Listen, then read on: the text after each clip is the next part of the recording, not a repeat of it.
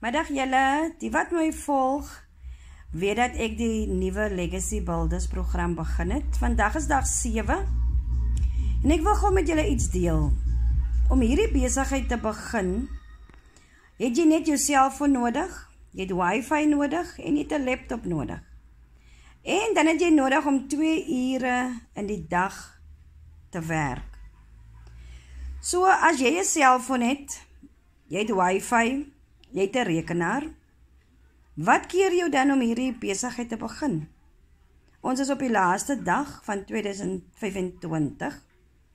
Ek wil u aanmoedig, as u al daardie goedjies het, net daardie 3 goedjies het, wil u nie 'n nuwe 2026 begin nie.